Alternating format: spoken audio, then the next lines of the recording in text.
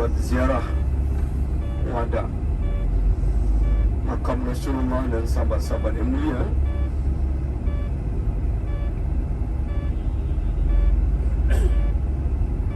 secara bersendirian.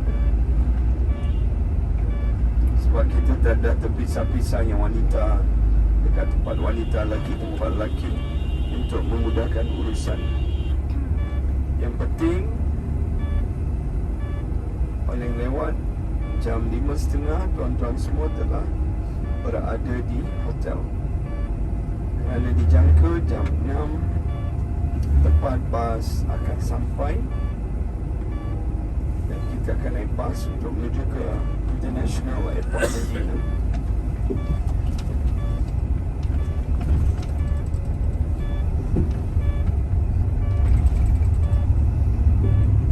Dan pukul 12 bila tuan-tuan nak balik, jangan lock pintu bilik. So kalau lock kunci tu dia dah habis tempoh ya. Nanti kan nak masuk tak boleh lagi kan. Jadi pastikan dibuka dia punya lock bilik itu, supaya bilik sentiasa terbuka, memudahkan tuan-tuan, puan-puan untuk keluar dan masuk.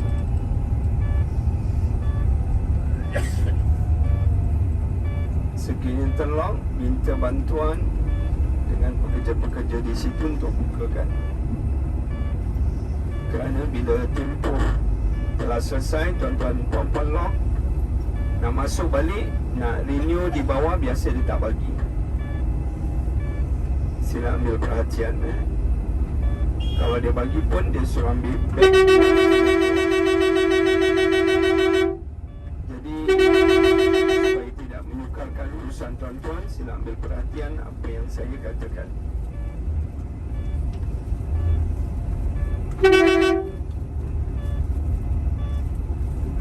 Sebenarnya bila mana-mana hotel kita check out lewat, dia memberi kesan kepada jemaah yang nak masuk kemudiannya. Sebab itu paling lama pun biasanya diberikan sehingga jam 3. Sebab biasanya jemaah yang nak masuk, mereka dah bertolak daripada Madinah pagi.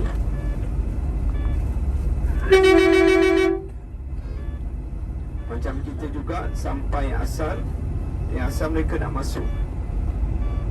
Jadi bila kita keluar terlalu lewat, maka petugas-petugas akan mengemas kini bilik terlalu lewat, dan akan mengakibatkan jemaah yang nak masuk nanti lewat malam baru mereka dapat masuk.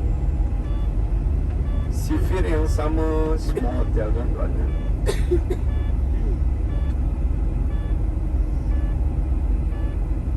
Sebab itu diharap kepada tuan-tuan dan puan-puan ambil perhatian terhadap apa yang telah saya nyatakan, dan terima kasih.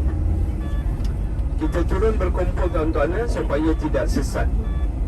Sebab bas terlalu banyak, takut nanti tuan-tuan puan-puan tidak cap.